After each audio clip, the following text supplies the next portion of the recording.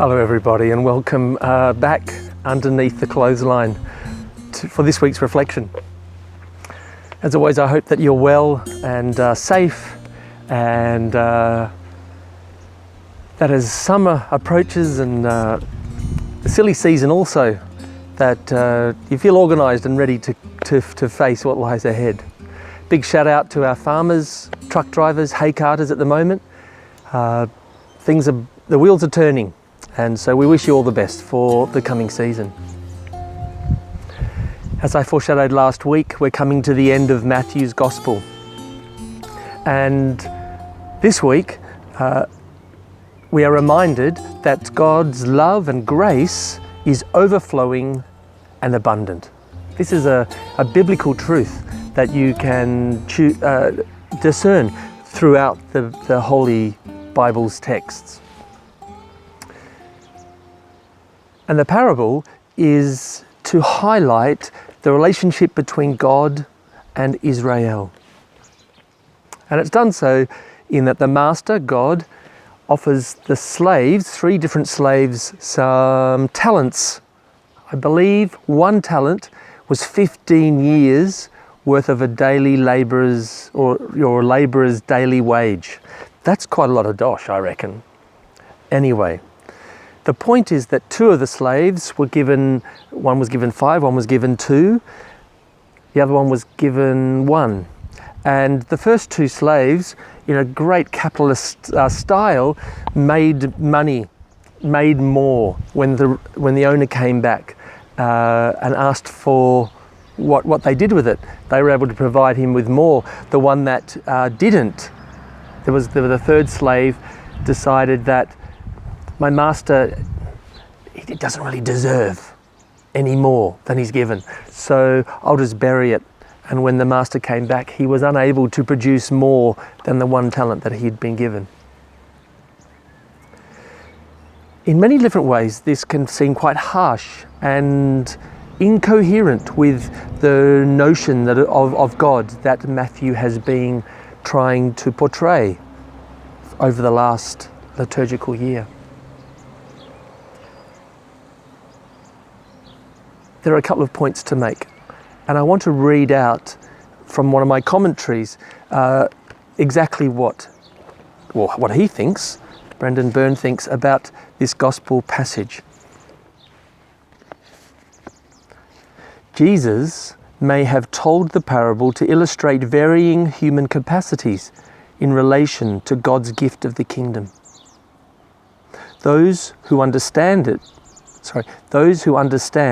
that it is the pure gift of a boundlessly generous God to be received unearned as little children receive gifts from those who love them, ready themselves for its full reception by living in the free, creative way illustrated by the first 2 slaves.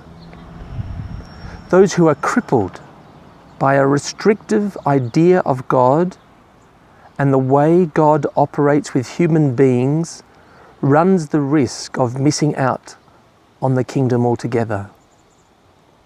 Understood in this way, the parable does not endorse the view of the master described by the 3rd slave. In fact, it refutes it.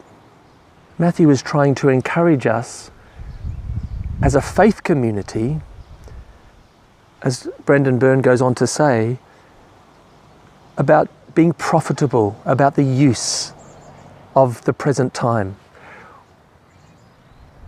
It may not be financial, it may be time itself, which has become the new currency in our modern world. Or one of them anyway, I believe. What are we going to do with the blessings that God offers us? And do we use them creatively to share and generate more, in a sense, mercy, grace, love in the world?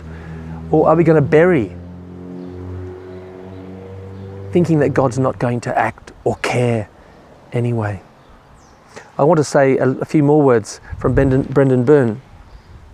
The Matthean allegory, no less than the original parable, lays the blame for the slave's unproductiveness precisely on his limited and false image of God. As in all the parables in this discourse, there is indeed great stress upon right use of time. However, the chief point seems to be this: some, through fear, may think they can get by simply by avoiding wrongdoing and giving back to God what they have received on a basis of strict justice, as illustrated by the third slave. But those who appreciate God as Jesus reveals God to be have the freedom to live in the creative and adventurous way that is truly appropriate, illustrated by the first two slaves. This prepares us, of course, for the final say in Matthew's Gospel, which we'll have to wait till next week to reflect upon.